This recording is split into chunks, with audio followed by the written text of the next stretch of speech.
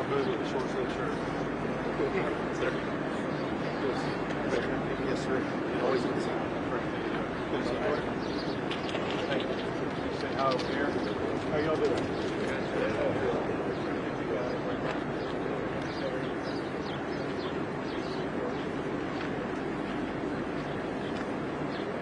How y'all doing over here?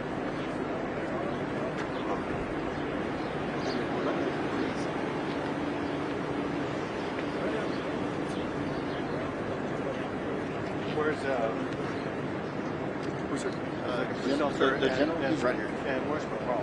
Oh, he's right here. Got So it.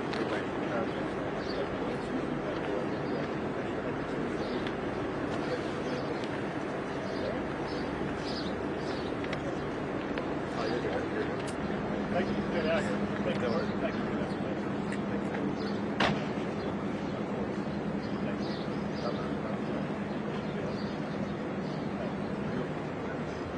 All right.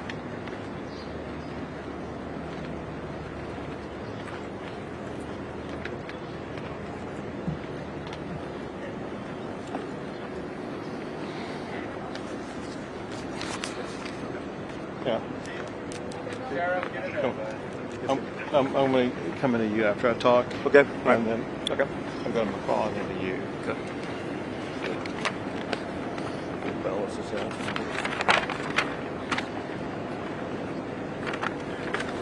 I want to thank everybody for joining with us today. I also want to thank the Sheriff of Maverick County as well as the Police Chief here in Eagle Pass.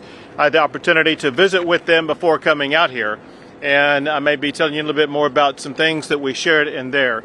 Let me first start out with this, and that is President Biden was warned in advance that reduced border enforcement would lead to dire consequences. And we have seen those dire consequences. One is record number of people coming across the border illegally. Another is a greater sense of lawlessness that comes from not enforcing the law. When whether it be migrants or any smugglers or anybody else see the laws are enforced, they will abuse those laws. And we've seen increased brazenness by cartels that feel empowered because we do not have a federal government that's pushing back against those cartels and their illegal activity. And of course, the worst thing of all is the catastrophic death that we have witnessed. Now, we saw this horrendous death occur in a truck in San Antonio earlier this week, and it is heartbreaking. The numbers have increased. It is now reported that 53 people in that truck lost their lives. It is the deadliest migrant smuggling incident on U.S. soil, and it's on President Biden's watch. The thing about it is that it's not the only way in which people who are trying to migrate here lose their lives. In the harsh, high temperature of Texas in the summertime, and the Texas heat, it'll prove even more deadly. Every year there are many reports about migrants who lose their lives in the heat. I was visiting with the sheriff moments ago, and he was telling me reports about how there have been multiple people in just the past week who had lost their lives, mostly from heat exhaustion. There may have been, in addition to that, one or two who lost their lives in the river. This is harsh terrain and harsh weather. And because of the way that the Biden administration is not enforcing the immigration laws, it's attracting people and enticing people to make this very dangerous trek, causing them to lose their lives. I urge the president, stop the loss of lives. You have the ability to stop people from losing their lives if you make it clear that no one can come across illegally. There's a perfectly legal way that people can immigrate to the United States of America. It's that legal pathway, Mr. President, that you must insist upon. And if you do that, you will have a role in reducing the loss of life. Now, going back, many of these deaths could be prevented if Biden simply fully funded the Border Patrol operation of the United States of America and implemented the policies that the Border Patrol needs in order to do their real job. And the real job is not the paper processing work that they've been assigned to do. The real job is both to secure the border as well as to do things like inspect the vehicle that was carrying those people who lost their lives. As you all surely know, the truck passed through a border point checkpoint. It was not inspected. It was not inspected because the Border Patrol does not have the resources to be able to inspect all of the trucks. And as a result, the Border Patrol did not have the capability of saving those lives. Mr. President, you can fix that if you provide what is categorized as the minimum number of Border Patrol officers who are needed to do the fundamental job of the United States of America and adequately fund their operations to make sure that they are going to be able to inspect those vehicles. Well, in Texas, we once again are going to try to step up and play a role by the state to address this catastrophe that President Biden is responsible for. Today I'm announcing that Texas is going to add additional truck checkpoints. DPS will create and implement a checkpoint strategy beginning immediately where they will begin targeting trucks like the one that was used where these people perished to make sure that we will have a better capability of perhaps stopping future trucks like that, as well as stopping the smugglers and the cartel members who are trying to profiteer off of it. Now, we're in Eagle Pass today for a reason. Eagle Pass is part of the Del Rio sector, and the Del Rio sector has seen the largest number of illegal crossings in the past week. There was a time when most of the illegal crossings would take place in the Rio Grande Valley, and that's no longer true. Right now, we're at ground zero here into Del Rio, where we have the largest number of border crossings, and we have information indicating that there could be a meaningful rise in the number of border crossings in this region. So we want to step up and make sure that we will do more to better secure this area. As the mayor told me earlier, he said the situation in Eagle Pass has gone from bad to worse with the increased number of people coming through this area. The bottom line is this: despite the increasing numbers, despite these caravans on the Mexico side of the border right now, the Biden administration still is doing nothing whatsoever to stop it. Texas is going to take action to do our part to try to reduce the illegal immigration coming into our country. We're going to be adding more resources and stronger strategies to control all the borderland that is owned or controlled by state or local governments. Let me make clear what I just said. The property along the border is owned or controlled typically by three different groups. There is some property that's owned or controlled by state or local governments. This property we're on right now is controlled by the local government. There is other property that's owned or controlled by the state. However, there is some property on the border that is owned or controlled by the federal government.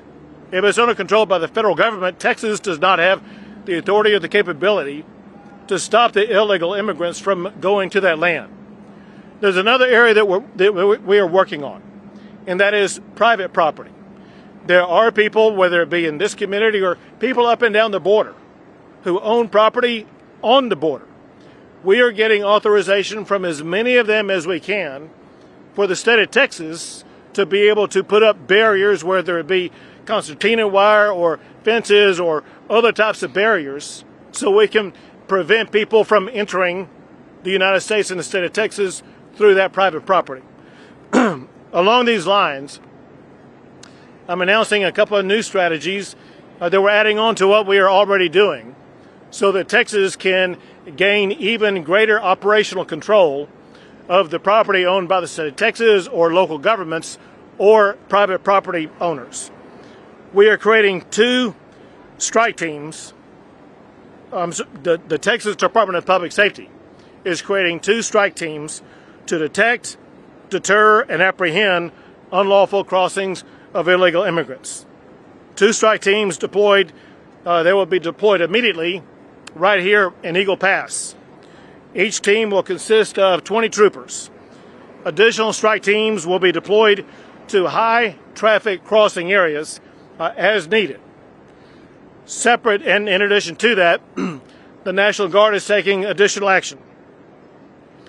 By the way, it's important to point out that the National Guard, they've been deployed to the Texas border for more than a year now, many of whom are with us here today, and we appreciate their tireless around-the-clock effort to do everything they can to help secure the border. But what they are focused on right now is deploying additional miles of concertina military-grade razor wire along the Rio Grande River, protecting areas from entry by people illegally. In addition to that, the National Guard is adding miles of fencing and barriers on state and local property, once again prioritizing the high-traffic areas. And they are also going to be adding boat teams where feasible along the river. One thing that they have been involved in and been very aggressive about already, they have numbered more than 22,000 turnbacks of people who were trying to come across the border that they turn back. That is an essential role of what the National Guard is helping us to achieve. At this time, I would like to call upon Director McCraw of the Texas Department of Public Safety to add more about what DPS is doing.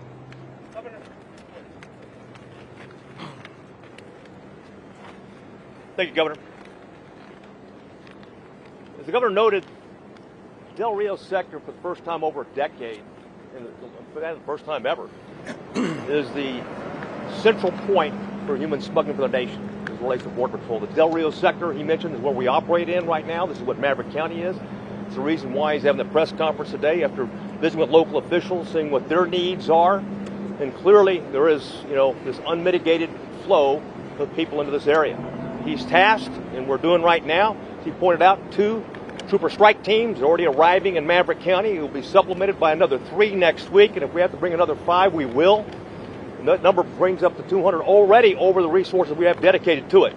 In addition, he talked about commercial vehicle enforcement strike teams.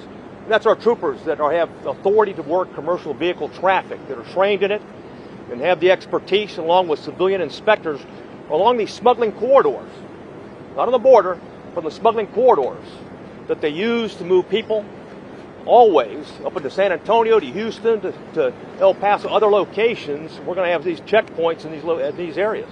And we'll be in a position, I can assure you, that our troopers will be able to identify the smugglers. What they're doing right now is they're using clone trucks and vehicles that appear to be legitimate, that look like they're legitimate, that's easy to pass through the particular checkpoint.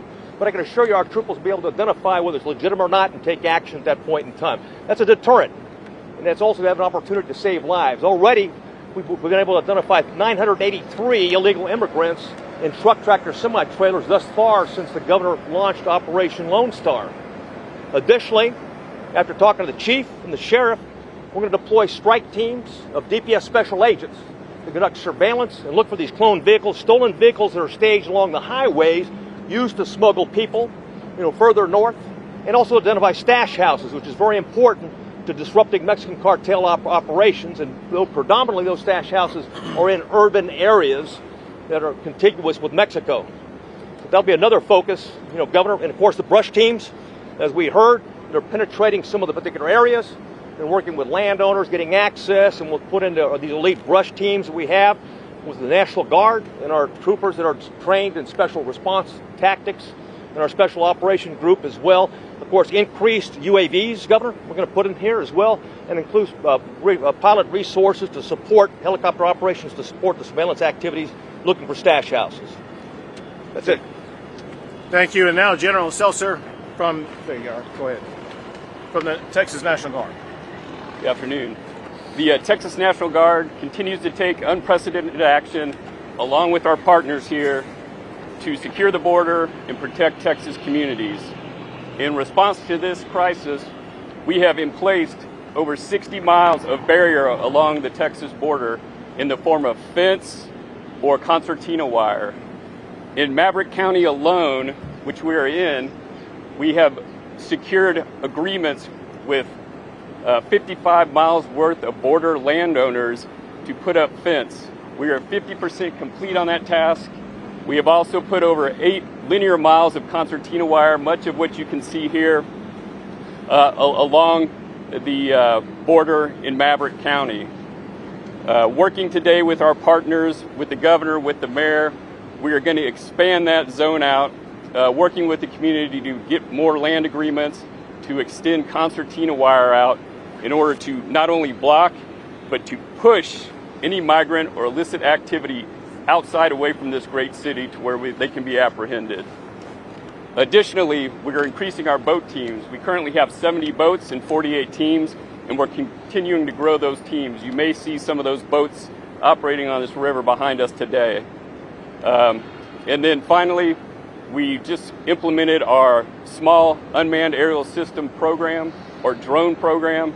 It will take a couple months to get online, but we will have several teams of small UAS operators that can come to places like Eagle Pass and help detect and block illicit narcotics and transnational criminal activity. Thank you very much. Again, everything that we just talked about and everything that we've done up until now would not have been needed if all that President Biden had done was to keep in place the border security plan that had been put in place by President Trump. Under President Trump, we saw the fewest illegal crossings in decades.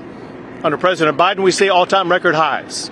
It's time for President Biden to reinstate the strategies that were put in place by President Trump that proved so effective. So they are these: building a border wall, keeping in place both Title 42 and the Remain in Mexico policy, and enforcing those. So those policies remain in effect right now. However, is my understanding that the way we see it, Biden is not enforcing those. Ending catch and release. Those are the 4 things that are very simple to do. But maybe there's a 5th thing, candidly, that means as much as anything else, and that is for the president to be adamant that he is not going to tolerate any illegal immigration. America has a very robust legal immigration process that should be used. He, the president, should not be promoting illegal immigration the way that he is.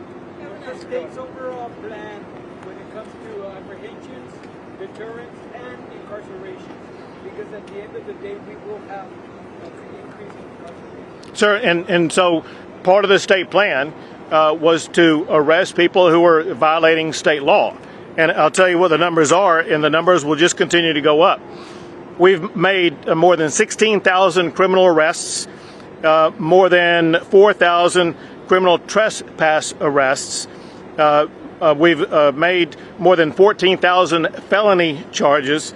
We have apprehended more than 270,000 illegal immigrants, and we've turned back more than 22,000 migrants. And then on top of all of that, because the smugglers were able to get past Border Patrol, it fell upon state law enforcement, such as the DPS, to be involved in the seizure of fentanyl.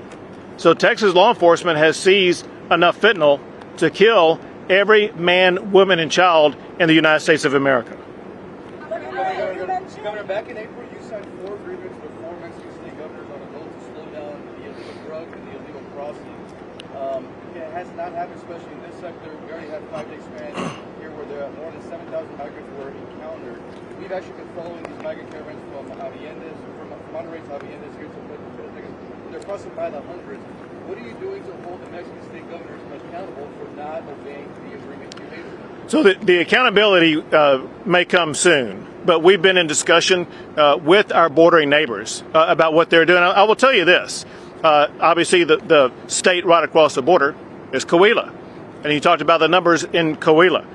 The governor of Coahuila is doing a lot, maybe as much as anybody, to disband the caravans, to thwart people who would otherwise come across the border.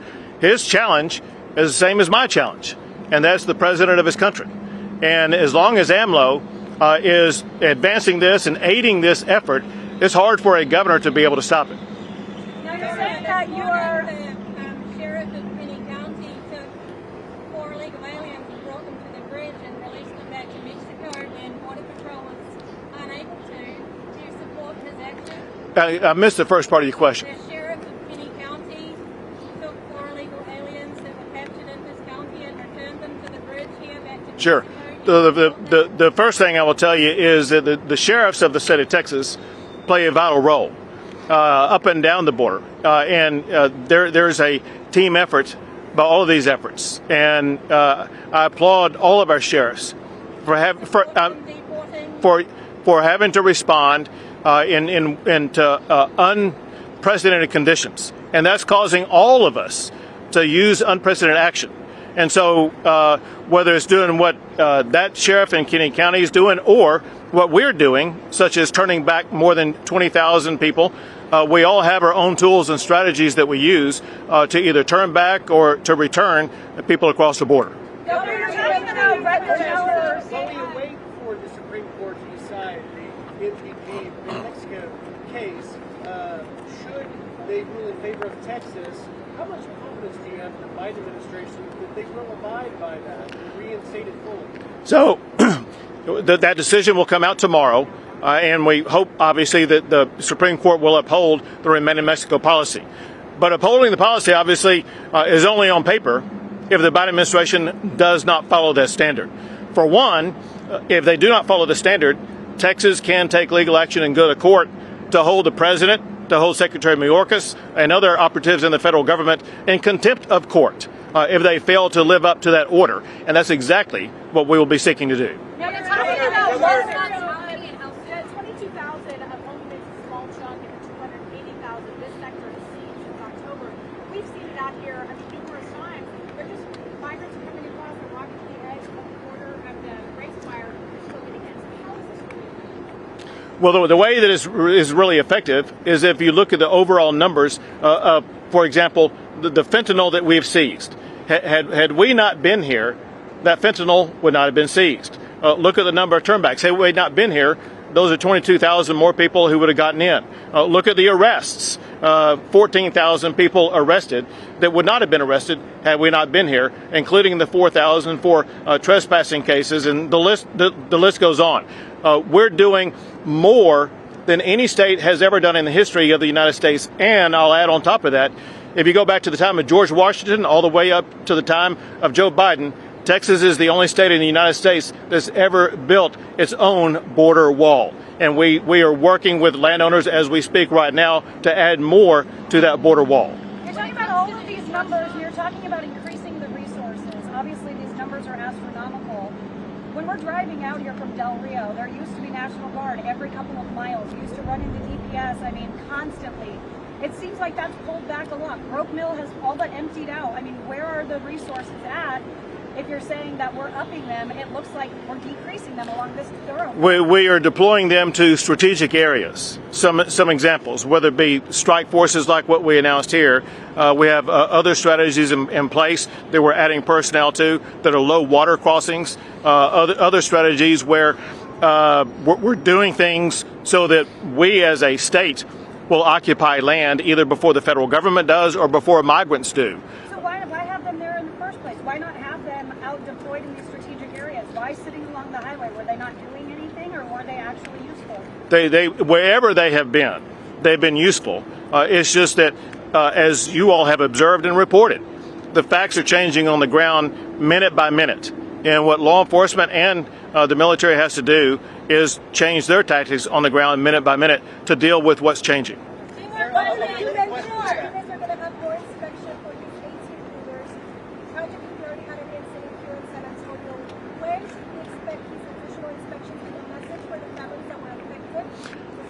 Well, obviously, our prayers are with the families who were affected by this tragedy. It's heart-wrenching. And it's even worse when you hear about some of the things that happened during the course of it. And we never want to see that happen again. And so Joe Biden may not be stepping up to make sure it doesn't happen again, but Texas is going to step up and do our part to try to make sure it doesn't happen again. Where specifically we will be doing that, we're not going to say publicly, and let me tell you why. If we say publicly where it's going to happen, it will cause the cartels to move their actions elsewhere. Our job is to surprise the cartels and the smugglers, not to tell them in advance where we will be. Governor, you're meant to stop a lot of this immigration. Will you do any humanitarian efforts from the state? You don't want to, give it away ahead of time, but you did say you're going to build a receivable checkpoints, correct? Along with that, where's the extra staffing going to come from? So I'll let Director McCraw answer that. Yeah. Do a couple things. We're going to use some of the commercial vehicle enforcement resources we already have working the bridges to move further out.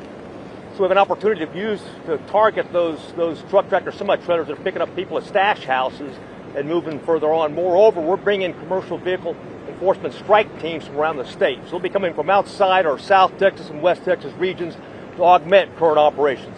So, Governor, yesterday I sat next to the constable's office and your troopers while we waited for BP. They were so overwhelmed here. What's your thought on that? They were there for at least an hour. Right, and then took over and started actually processing so BP can transport. Right, and so that's reprehensible, and it's a consequence of what I said earlier, and that is there's an intended minimal level of Border Patrol to be funded. That floor has since been removed by Congress. It used to exist, and it was about 22,000 Border Patrol members. They're more than 2,000 short of that as we speak right now, despite the fact that we're dealing with the worst border crossing ever. And so at a minimum, immediately, Congress and the President should step up and provide what that former floor was for the Border Patrol numbers, provide the funding for it. That would be a good start. Great, thank you guys so much. Oh, sorry, thank you. Meeting's over.